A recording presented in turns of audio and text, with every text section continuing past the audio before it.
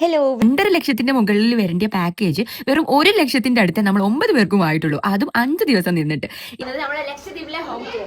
Hello, welcome to Lakshadweep series. Lakshadweep reels ഇട്ടത് തൊട്ട് കുറെ ആൾക്കാർ ചോദിക്കുന്നുണ്ട് ഈ ലക്ഷദ്വീപ് വ്ലോഗ് ഒന്നുമില്ലേ, അതുപോലെ പാക്കേജ് ഏതാ, എത്ര എമൗണ്ട് ആയി എന്നൊക്കെ. ഇപ്രാവശ്യം ഒരു പാക്കേജും എടുക്കാതെയാണ് നമ്മൾ പോയത്. അതും നമ്മൾ 9 പേർക്ക് ഫ്ലൈറ്റ് ടിക്കറ്റും സ്റ്റേയും ഫുഡും ആക്ടിവിറ്റീസും എല്ലാം ഇൻക്ലൂഡ് ചെയ്ത് 2,50,000 മുകളിൽ വരേണ്ട പാക്കേജ് വെറും 1,00,000 അടുത്ത് നമ്മൾ 9 പേർക്കും ആയിട്ടുള്ളൂ. അതും 5 ദിവസം നിന്നിട്ട്. ഇത്രയും എമൗണ്ട് എങ്ങനെ കുറക്കാൻ പറ്റിയത് എന്നുള്ള എല്ലാ ഡീറ്റെയിൽസും ഈ വ്ലോഗ്സിലൂടെ ഞാൻ പറഞ്ഞുതരാം. സോ എപ്പോഴെങ്കിലും ഫാമിലി ആയിട്ടോ അല്ലെങ്കിൽ ഒറ്റക്കോ ലക്ഷദ്വീപിൽ പോകാൻ പ്ലാൻ ഉണ്ടെങ്കിൽ ഇനി വരാനുള്ള വ്ലോഗ്സ് ഒന്നും കാണാൻ മറക്കണ്ട കേട്ടോ. സോ ഇവിടെ തുടങ്ങാണ് നമ്മുടെ ഈ യാത്ര. ലക്ഷദ്വീപിൽ പോകാൻ ആദ്യം തന്നെ വേണ്ടത് പെർമിറ്റ് ആണ്. പെർമിറ്റിന് 1,250 ആയിട്ടുള്ളത്. പിന്നെ നമ്മൾ ഫ്ലൈറ്റ് എടുത്തത് ഗോവയെന്നാണ്. കമ്പാരിറ്റീവ്ലി ഫ്ലൈറ്റ് ഫെയർ നല്ല കുറവാണ് ഗോവയിൽ നിന്ന്. വെറും 2,800 മാത്രമേ അങ്ങോട്ടേക്ക് ആയിട്ടുള്ളൂ. കൊച്ചിയിൽ നിന്ന് നോക്കിയപ്പോൾ 7K ഒക്കെ ആയിരുന്നു ഫ്ലൈറ്റ് ടിക്കറ്റിന്. ബട്ട് നിങ്ങൾ ശ്രദ്ധിക്കേണ്ടത് ഒറ്റക്കൊക്കെയാണ് പോകുന്നതെങ്കിൽ കൊച്ചി ആയിരിക്കും ബെറ്റർ. കാരണം ഗോവയിൽ നിന്ന് ഒറ്റക്കൊരു ടാക്സി വിളിച്ച് എയർപോർട്ടിലേക്ക് പോകുമ്പം അവിടെ നിങ്ങൾക്ക് എക്സ്പെൻസ് കൂടാൻ ചാൻസ് ഉണ്ട്. സോ നിങ്ങൾ കാൽക്കുലേറ്റ് ചെയ്യുന്ന സമയത്ത് വെറും ഫ്ലൈറ്റ് ടിക്കറ്റ് മാത്രം കമ്പയർ ചെയ്യാതെ ഗോവ വരെ എത്തുന്ന ടോട്ടൽ എക്സ്പെൻസ് കാൽക്കുലേറ്റ് ചെയ്യുക, including train ticket and taxi charge. നമ്മളെ ട്രെയിൻ യാത്ര സ്റ്റാർട്ട് ചെയ്യുന്നത് ഊനോ കളിച്ചിട്ടാണ്. കുറേ കാലമായി ഫാമിലി ആയിട്ടോ അനിയത്തിമാരൊക്കെ ആയിട്ട് ഒരു ഗെയിമൊക്കെ കളിച്ചിട്ട്. അപ്പൊ ഇത് നല്ലപോലെ നല്ല ക്വാളിറ്റി ടൈം നമുക്ക് സ്പെൻഡ് ചെയ്യാൻ പറ്റിയിട്ടുണ്ട് ഈ യാത്രയിലൂടെ. ഇത്രയും വാരിക്കൂട്ടാന് അനക്കെന്നെ ഭാഗ്യമുള്ളൂ. അത് ഫുള്ള് അൽഹംദുലില്ലാ. എന്നാലുണ്ട് നോക്കട്ടെ. എട്ടുണ്ട് മുത്തേ.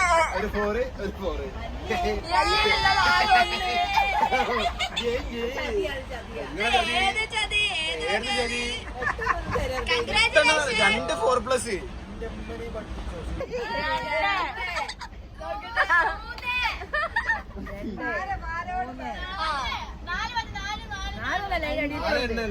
അപ്പൊ എനിക്ക് എങ്ങനെ നല്ല വിന്നേഴ്സ് നമ്മൾ തന്നെ. First winner, second winner. പിന്നെ ഫുഡെല്ലാം നമ്മൾ തന്നെ അന്ന് പ്രിപ്പയർ ചെയ്ത് കൊണ്ടുപോയായിരുന്നു കേട്ടോ. സോ അതുകൊണ്ട് നമുക്ക് കുറച്ചുകൂടി സേവ് ചെയ്യാൻ പറ്റിയിട്ടുണ്ട്. ട്രെയിൻ ഓരോ സ്ഥലത്തുള്ളവർക്ക് ഓരോ ചാർജ് ആയതുകൊണ്ട് അത് ഞാനിവിടെ പറയുന്നില്ല, കാരണം അത് ഡിപ്പെൻസ് ആണല്ലോ. ഞങ്ങൾ എന്താണെങ്കിലും 350 രൂപന്റെ സ്ലീപ്പർ ആയിരുന്നു എടുത്തിട്ടുണ്ടായിരുന്നത്. പിന്നെ മനോഹർ എയർപോർട്ടിന്റെ അടുത്ത് 2 റെയിൽവേ സ്റ്റേഷൻ ഉണ്ട്. ഗോവ മഡ്ഗോൺ റെയിൽവേ സ്റ്റേഷൻ ആണെങ്കിൽ 1.5 മണിക്കൂർ ട്രാവൽ ചെയ്യാനുണ്ട് ടു മനോഹർ എയർപോർട്ട്. അപ്പോൾ ഒരു ടാക്സിക്ക് 2,300 ആണ് ഞങ്ങൾക്കായിട്ടുള്ളത്. ബട്ട് ഞങ്ങൾ ഒരുപാട് ആൾക്കാരുള്ളതുകൊണ്ട് ഒരാൾക്ക് വെറും 500 എങ്ങാനും ആവുള്ളൂ. പിന്നെ തിവിം എന്ന് പറഞ്ഞ റെയിൽവേ സ്റ്റേഷൻ ആണ്. തിവിം നിന്ന് മനോഹർ എയർപോർട്ടിലേക്ക് വെറും 1/2 മണിക്കൂർ മാത്രമേ ഉള്ളൂ. സോ ടാക്സി ചാർജ് 1,500 ആവേ ഉള്ളൂ.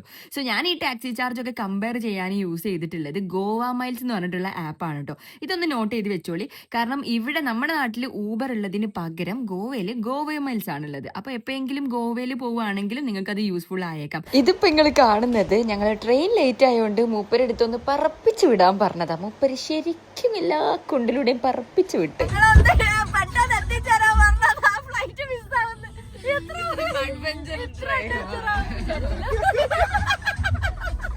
ഞങ്ങളെ ഫ്ലൈറ്റ് രാവിലെ 7 മണിക്കാണ്. പക്ഷെ ഞങ്ങൾ ട്രെയിൻ ബുക്ക് ചെയ്തത് പുലർച്ചെ 12 മണിക്ക് എത്തുന്ന ട്രെയിനാണ്. അപ്പോൾ 12 മണി മുതൽ രാവിലെ 7 മണി വരെ ഞങ്ങൾ എന്താക്കും എന്നൊക്കെ ആലോചിച്ച് നിൽക്കുകയായിരുന്നു. പക്ഷേ ട്രെയിൻ ലേറ്റ് ആയിട്ട് പുലർച്ചെ 4:30 എത്തിയത്. അപ്പോൾ നിങ്ങൾ ബുക്ക് ചെയ്യുന്ന സമയത്ത് എന്തൊക്കെയാണെങ്കിലും ട്രെയിൻ ലേറ്റ് ആവാൻ ചാൻസ് ഉണ്ട്. അതുകൊണ്ട് അത് കണ്ടറിഞ്ഞ് ട്രെയിൻ ബുക്ക് ചെയ്തോളി. ഞങ്ങൾ ആദ്യം ബുക്ക് ചെയ്ത് ട്രെയിൻ ലേറ്റ് ആണെന്ന് കണ്ടപ്പം കുറച്ചുകൂടി നേരത്തെ എത്തുന്ന വേറൊരു ട്രെയിൻ ബുക്ക് ചെയ്തു. പക്ഷേ അതും ലേറ്റ് ആയി. ലാസ്റ്റ് ഞങ്ങൾ ആദ്യം ബുക്ക് ചെയ്ത ട്രെയിനിൽ തന്നെ പോകേണ്ടി വന്നു. ശരിക്കും പറഞ്ഞാൽ ഫ്ലൈറ്റ് മിസ്സാവുന്നായിരുന്നു മൈൻഡിൽ ഫുള്ള്. കാരണം ഈ യാത്രയിൽ നമുക്ക് ഒരുപാട് തടസ്സങ്ങൾ ഉണ്ടായിരുന്നു. പക്ഷെ അൽഹംദുലില്ലാ എല്ലാം കുഴപ്പമില്ലാതെ നടന്നു കിട്ടി.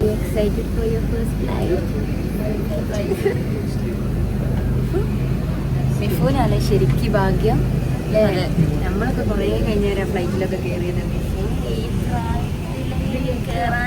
ഉള്ളത് പറയാലോ, ഇങ്ങനൊരു യാത്ര ഓരുടെ ബക്കറ്റ് ലിസ്റ്റിനെക്കാട്ടിലും എന്റെ ബക്കറ്റ് ലിസ്റ്റിലുള്ള ഒരു കാര്യമായിരുന്നു ഇത്. കാരണം കഴിഞ്ഞ പ്രാവശ്യം ലക്ഷദ്വീപിൽ പോയ സമയത്ത് സ്കൂബ ചെയ്ത സമയത്തൊക്കെ എന്റെ മൈൻഡിൽ ഫുൾ ഇവരായിരുന്നു. കാരണം എനിക്ക് ഉറപ്പായിരുന്നു ഇവർക്ക് ലക്ഷദ്വീപ് ഇഷ്ടപ്പെടും എന്നുള്ളത്. അതുകൊണ്ട് അന്ന് തൊട്ട് ഞാൻ ആഗ്രഹിക്കുന്നതാണ് ഇങ്ങനൊരു ട്രിപ്പ്. ആൻഡ് അൽഹംദുലില്ലാ ഫൈനലി അത് നടന്നു. അനിയത്തിമാരൊക്കെ ഫസ്റ്റ് ഫ്ലൈറ്റ് ആയിരുന്നു ഇത്. ഓരെ പോലെ തന്നെ ഓരോ എക്സ്പ്രഷൻ കാണാൻ ഞാൻ എക്സൈറ്റഡ് ആയിരുന്നു. പക്ഷെ അതിലേറെ ഈ വ്യൂ കാണാൻ വിൻഡോ സീറ്റിനുള്ള അടിയായി പോയി. ഫസ്റ്റ് സീറ്റ് ആണോ?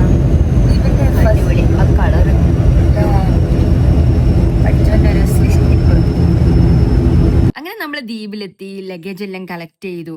ഇതാണ് എൻ്റെ ഫ്രണ്ട് ഉവൈസ്.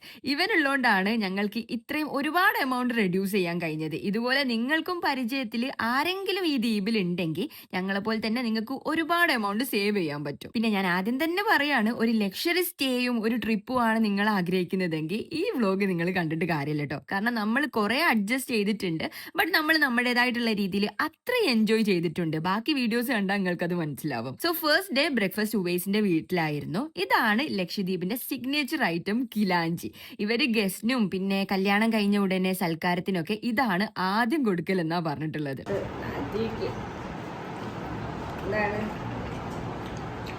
ഇങ്ങനത്തെ ഈ ഇതെന്താ ദോഷമാണോ എനിക്ക് മനസ്സിലായില്ല. നല്ല സോഫ്റ്റ് ഉണ്ട് ഈ ഒരു ദ്വീപിനെ പറ്റി. എന്ത് പറയാം, വന്ന പാടെ തന്നെ ക്ഷീണങ്ങളൊക്കെ മാറി. ചാടാൻ അങ്ങോട്ട് തോന്നിപ്പോ ഈ വെള്ളം കാണുമ്പോ.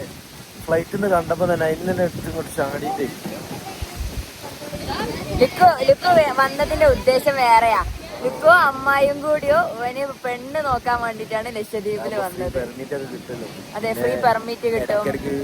എന്റെ വീട്ടിൽ പോകണമെന്നുള്ള പറച്ചിലൊക്കെ അങ്ങ് നിൽക്കും. പക്ഷെ ഒരു പറഞ്ഞ കേട്ടോ, സ്വർണം അതായത് പെണ്ണ് അങ്ങോട്ടേക്ക് സ്വർണ്ണം ഒന്നും കൊടുക്കണ്ട. ചെക്കൻ ഫുള്ള് സ്വർണവും ചെലവും എല്ലാം ചെക്കൻ കൊടുക്കണം.